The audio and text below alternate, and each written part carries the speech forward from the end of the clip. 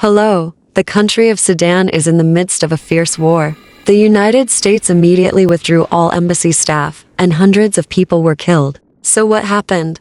And what caused this civil war? The High Analyze Together channel will explain it to you in the quickest and easiest way possible. Let's get started. To understand the nature of this war, we have to go back to more than half a century ago, when the British were invading and ruling Sudan, which was divided into two factions. The north was Muslim and the south was Christian. This difference created conflicts between the people of the two regions. And to make Sudan peaceful and easy to rule, the British banned the north from going to the south and the south from going to the north. Of course, no one would issue such a ban that violated human rights, so to legitimize it, the British had to issue a ban under the guise of banning malaria from the south from spreading to the north. And the stability immediately collapsed when the British withdrew. The north and south continuously broke out in civil war. They fought for 17 years until 1972. Under the influence of international organizations, the two regions signed a peace treaty. Accordingly, the country would be governed by one government,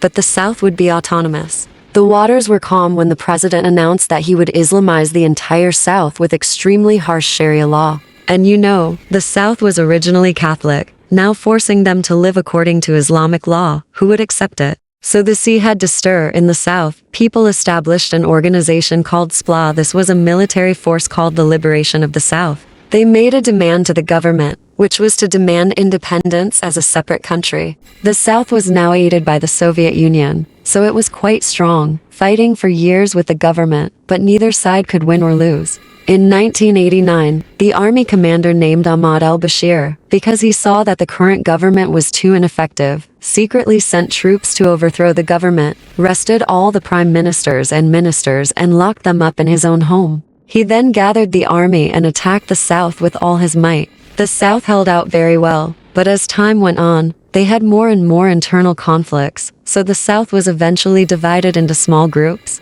The north seemed to be on the verge of victory, but because the economy was about to collapse and the people were starving, they finally had to reach a peaceful unification with the south. According to this peace treaty, the two sides would no longer fight, and the south would be autonomous for 6 years. That was 6 years for them to think about whether or not to be independent. All decisions would be made through a vote, and what was to come, happened.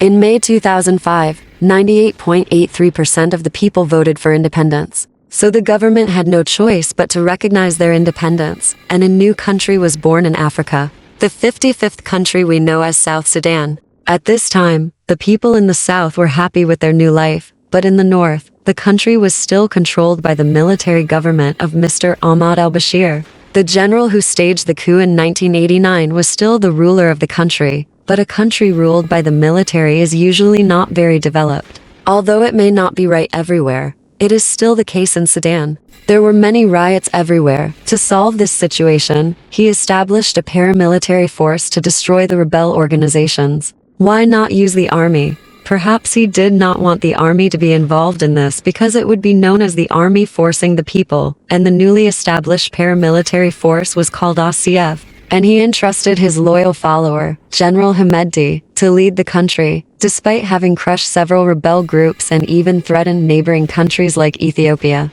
But Mr. Bashir did not foresee that his life would eventually be brought down, not by outsiders, but by his own close associates. In 2019, exactly 30 years in power, the military and civil organizations overthrew the government that had deposed Mr. Bashir and established a new government. The new government sounded more progressive because it was controlled by both military and non-military people, and they agreed to temporarily keep the government as it was. 2 years later, an election would be held to establish a completely democratic government elected by the people, with the military no longer intervening. However, close to the election day, the military general suddenly sent troops to arrest the president, his wife, and high-ranking officials, and the country fell completely into the hands of the military. This coup involved General Hamedi, the leader of the ACF, who was a hardliner for Ahmad al-Bashir, who was overthrown in 2019, and another man, Burhan, the head of Sudan's regular army.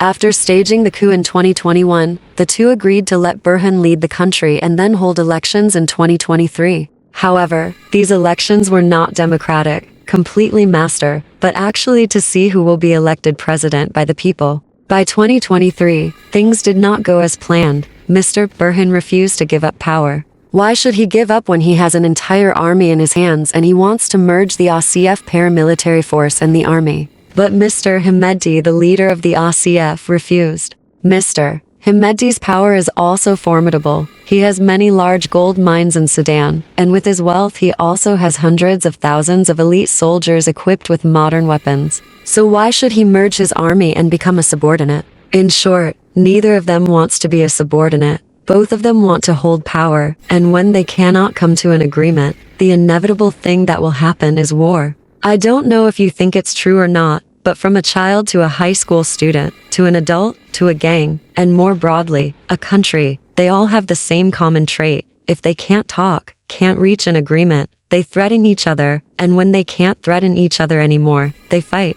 The only thing is that in this case, the purpose of fighting is to gain power. Those two generals, because they want to hold power, want to be number one, not number two. They are willing to sacrifice thousands of innocent lives, destroy millions of happy families, and destroy hundreds of neighborhoods for their own personal gain. And that is the war in Sudan. Thank you for watching the video. Goodbye and see you again.